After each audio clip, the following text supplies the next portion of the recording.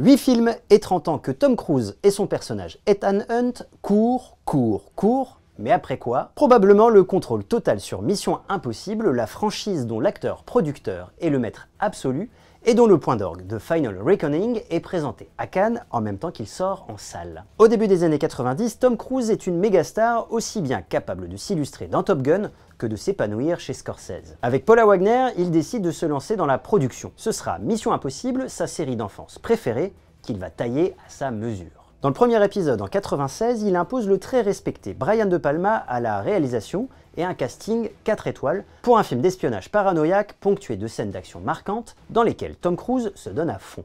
Le film n'a pas l'ambition d'être la franchise qu'elle est aujourd'hui, mais pose les prémices des thématiques autant que de la mégalomanie de Tom Cruise. Et le succès critique et public le pousse à lancer la suite, une première pour Tom Cruise, en instaurant une règle tacite, chaque mission repartira de zéro, ou presque, avec une nouvelle équipe devant et derrière la caméra, un nouveau réalisateur qui imprimera son style en tentant de suivre l'infatigable Tom Cruise.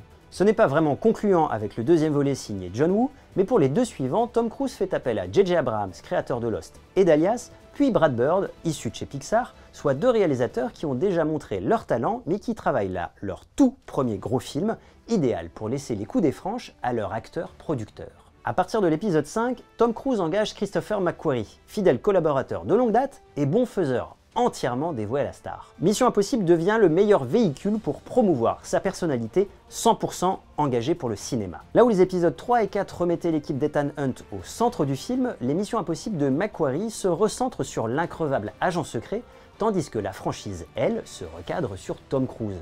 Rien que la promotion se focalise sur les prouesses de son acteur. Accroché à un avion qui décolle, à un gratte-ciel ou à un biplan dans un canyon, jeté d'une falaise à moto ou carrément blessé dans une scène laissée dans le montage final, Hunt se met en danger pour sauver le monde et Cruise, lui, en danger pour sauver le cinéma. Les deux et leur maîtrise de tout se confondent. Les affiches de The Final Reckoning sont on ne peut plus claires. On est passé de ça pour les précédents épisodes à ça, Tom Cruise et uniquement Tom Cruise. Ce 8e épisode est censé être le dernier de cette franchise marquante des 30 dernières années, privant ainsi Tom Cruise d'une saga qui se confond avec sa propre carrière.